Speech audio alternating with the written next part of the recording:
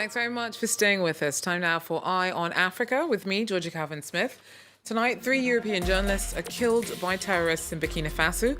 2 Spaniards and an Irish national died whilst on an anti-poaching patrol in the east. The government's blamed terrorists. Also, people in Mogadishu start leaving the city as the country struggles with deepening uncertainty and turmoil over the proposed extension of the mandate of the Somali president, Mohamed Abdullahi Mohamed. And chanting for change. Protests turned fatal as at least 5 people are killed in rallies against the Transitional Military Council that has been running Chad since the death of longtime leader Idris Deby last week. But first, 3 European journalists have been killed whilst on an anti-poaching patrol in Burkina Faso. 2 Spanish and 1 Irish national died in an attack on Monday in the eastern region of Fada Ngoma Palma.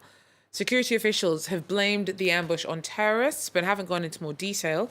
The area where it happened was known to be dangerous as armed groups operate there. Our correspondents tell us more. A deadly ambush on a brand new Burkinabe military unit that's left several dead or missing, including 3 foreigners, 2 Spaniards and an Irish national present at the time. It seems that it was their very first mission. We must say that it happened where the road has deteriorated. It means that you can't drive fast. Deteriorated roads with lots of vegetation are suitable areas for ambushes. The ambush came in a nature reserve on the border between Burkina Faso and Benin, with the attackers thought to be extremists using 2 pickup trucks and a dozen motorbikes, according to security sources, and seemingly targeting the foreigners for kidnapping. The 40-person unit was part of a new force aimed at preventing poaching, with the Irish national present in a training capacity, according to survivors. While 1 Burkinabe soldier was still missing, the 2 Spaniards confirmed killed were journalists, both seasoned veterans with experience in hostile environments. They were working on a documentary about operations in Burkina Faso to protect nature reserves, to protect its natural resources against poaching. This is a dangerous area, as it is a regular area of operation for terrorist groups, poachers, bandits, and jihadist groups.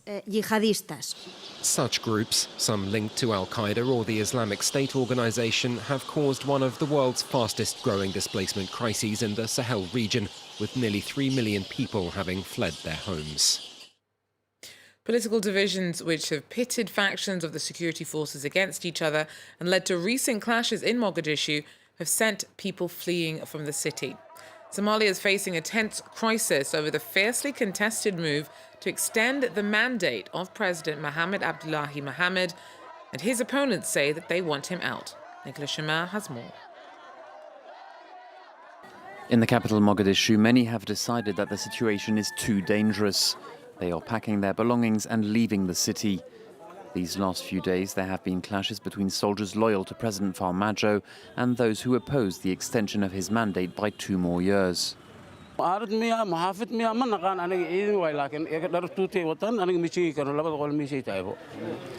sideed saa baray noo yimideen aan nalday marka aruur ma meeshan idin jiifto ha aruura noo jiifto haasa noo joogo ogow aruurtii haaska meesha ka dheerayaan dhan idinkana meesha ka leexa waxa laga rabay dadka kugu taagiin waa inay kusiga ka kacdo isaga kac maxamed waysa waqtiga waa dhamaad sheegeen isaga tag labada sano sheegayso xoog ku dhisis wadanka adiga milid horta dadahay waa ka kaceen isaga kac umada matada allayn. Analysts say that in recent days they have observed a fragmentation of the national army along clan lines. Farmajo's mandate was supposed to end in February, but talks with leaders of several of Somalia's semi-autonomous states over how to carry out elections collapsed. The president then signed a law approved by the parliament, but not by the Senate, to extend his mandate by 2 years. On Tuesday, he lost the support of 2 key regional states and the backing of his prime minister. The African Union and the United Nations have condemned the outbreak of violence and urged restraint. Well, President Mohamed Abdullahi Mohamed, also known as Farmajo, has become increasingly isolated. Amanda Sperber has been following developments from Mogadishu and has just returned to the US after a tumultuous couple of weeks in Somalia. I spoke to her earlier and she told me more about what she saw in the run-up to this week's standoff. This is a dynamic, messy, complicated situation. After Farmajo extended his term by 2 years, the general consensus among experts and analysts was that this was the last straw and that violence would certainly break out. And on Saturday, it did. Something that's key to understanding the situation in Somalia is that it's a society that's clan-based, and Farmajo is not from the majority clan in Mogadishu. Part of the reason why his win 4 years ago ushered in such a hopeful period is because he's not from the majority clan, but it's also what's contributing now to this crisis, because the clan that opposes Farmajo's extension is in fact the majority clan in the city. And as clan leaders from that majority oppose the extension, it means the soldiers across national security forces in the city will break ranks and join their clan. Essentially, they can put bodies in the streets quickly and assert themselves just by occupying the city. Of course, there are still plenty of soldiers who haven't peeled off, especially the ones from elite militia who are well paid. So then you have a situation that's super delicate and can get brutal at any moment, especially when people feel like there's no other option. That's contributed to the weekend of fighting and what caused people to flee. Since then, it seems like the bodies in the streets have caused 2 federal member states and the PM to speak out and call again for consensus. Amanda Sperber there speaking to me a little earlier on.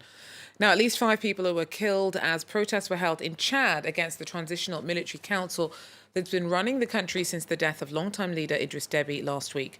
One man was reportedly shot dead in Mundu in the south and another died in Jamina as police cracked down on rallies. Defying a ban on protests imposed by Chad's Transitional Military Council, demonstrators came out in their thousands on Tuesday to condemn the junta, which took control after the sudden death of former President Idris Deby last Monday. A military council headed by his son took control of the country after his death, but is facing resistance from Chadians who want change after his father's 30 years of autocratic rule. On est fatigué de la monarchie du Tchad. On est fatigué. Ils revendiquent vraiment les libertés parce qu'au Tchad, il n'y a pas la démocratie. Police fired tear gas to disperse protesters in Chad's capital, N'Djamena, and there were also demonstrations in other parts of the country. Dozens were left injured and some lost their lives. The leader of the military junta addressed the nation on Tuesday, pledging an inclusive national dialogue. Un conseil national de transition représentative de toutes les provinces et de toutes les forces vives de la nation sera également mis en place pour permettre l'accompagnement législatif de l'action gouvernementale et donner au pays les bases d'une nouvelle constitution. On Tuesday, French President Emmanuel Macron condemned the repression of the protests in Chad's capital earlier in the day. Nous appelons au respect des engagements qui ont été pris par le Conseil militaire de transition, celui d'une transition pacifique, inclusive sur le plan politique. France has been a key ally in Chad's battle against jihadist violence, though President Macron has said that he intends to eventually reduce French forces that have been deployed in the region for nearly a decade. The presidents of Nigeria and Kenya held video conferencing talks with the US Secretary of State on Tuesday as he had a virtual tour of sites on the continent. Speaking with Nigeria's Muhammadu Buhari and Kenya's Uhuru Kenyatta, Antony Blinken urged Africa to be more wary of China's growing role in its affairs and said the US believes in the region and is keen to invest. US President Joe Biden has shown interest in closer collaboration with Africa, in stark contrast to his predecessor. Muhammadu Buhari has vowed to work more closely with the US on security, and Uhuru Kenyatta seems equally keen.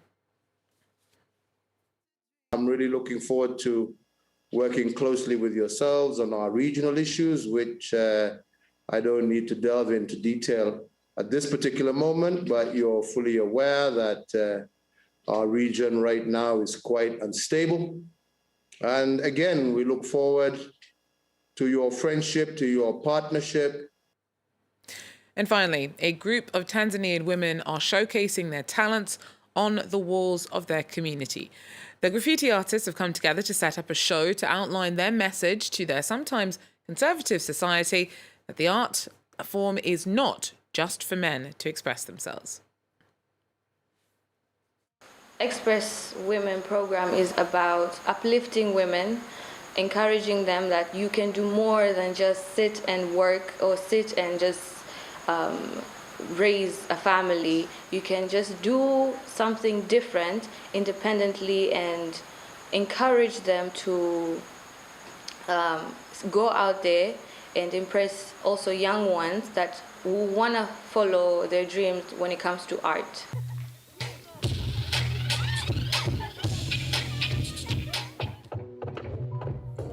It was encouraging women to wake up, to do what they love, and to have a vision of whatever they're interested in doing when it comes to art.